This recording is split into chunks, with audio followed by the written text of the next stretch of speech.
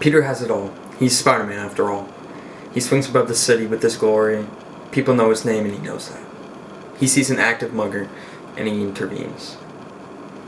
He fools around with the mugger and eventually letting him get a couple shots off gives him a point blank one. And obviously that doesn't go good for him because Spider-Man bans it with one hand. Ties him up upside down and lets him breathe through his nose. As he walks away, he taunts him. The Lizard is quite the opposite. He's menacing, swimming through the silver water. All the comic panel has to say is doom. Spider-Man, on the other hand, has everything he could ever want. He's Spider-Man after all. He's got the girl, he's got everything, he's got a job as a scientist. Basically, anything he wanted, he most likely had. Spider-Man hears about the Lizard. He's been going on some killing sprees. He thinks, I'll catch him eventually. I'll see him out and about. I'll get him. He won't kill too many people. So, that night, Spider-Man patrols the city, just hoping he'll find him. He starts getting in his head. What if I can't beat him? I beat him before, but what if I can't do it again? Just as he's thinking that, getting in his own head, boom, doom arrives. The menacing Lizard launches at him. Crawling at his chest, Spider-Man is still in shock and processing what just happened. All Spider-Man can do is run away and try to regroup himself. All he's thinking about is Mary Jane. As they're fighting, the Lizard gets impaled by a piece of debris. Spider-Man is in his head. He can't believe he just killed the Lizard. He doesn't know what to do. Feels like everything he's done and is doing is catching up to him. Did he truly just kill the Lizard? Doom is not gone. He gets tackled. The fighting is even worse. All Spider-Man can do is try to buy time. But hasn't he bought enough time? Hasn't he been doing this for too long? Can't shake the pain from the Lizard.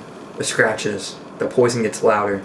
Spider-Man finally gets to rest after a bad fight. Does he deserve the rest? At the cost of Spider-Man resting, the Lizard gets away. He tries to get up and look for him. Kraven is there. But Kraven's dead. He begins to look at Kraven once again. There's a hole straight through his face. All Spider-Man can do is question his own sanity. Then we get a flashback to when Spider-Man was buried alive by Kraven. Back when he had the symbiote suit on. Spider-Man going insane. He opens his eyes once again to see a girl version of Kraven. Would he be able to fight these two? Would he even just be able to survive? He gets captured and taken in he gets captured and taken into a church, tied up, as the Lizard begins saying he wants to feast. Should Spider-Man let his past catch up to him? Finally succumb him? No. He breaks out. He breaks out his bondages and begins to fight. The building is set to explode because of Kraven. All he can think about is Mary Jane. After the explosion, he begins to fight through the rubble, thinking, are they dead? Is it worth it? Will I survive? Buried by wood and tries his best to fight out. I must go on, he says. Enough. Spider-Man breaks out and begins to fight, fighting the Lizard with all of his might. It's like fighting a mirror. Mirroring moves. He's just as quick as Spider-Man. It might even be quicker. Eventually, Spider-Man prevails, beating the Lizard and tying him up by chains. But then Kraven blows up the Lizard, making Spider-Man feel something he's never felt before.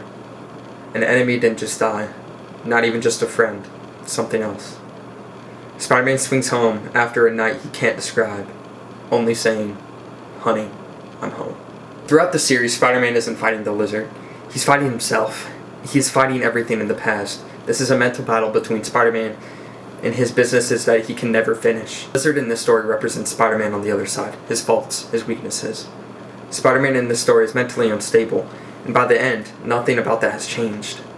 Todd McFarlane showed the scary, insane side of Spider-Man other writers at the time were scared to show. Spider-Man has mental issues. Is he really a hero? Now at the time, Todd McFarlane wanted to change the game with his art and his story writing. Todd thought that's what makes a hero. The imperfections are what makes someone whole.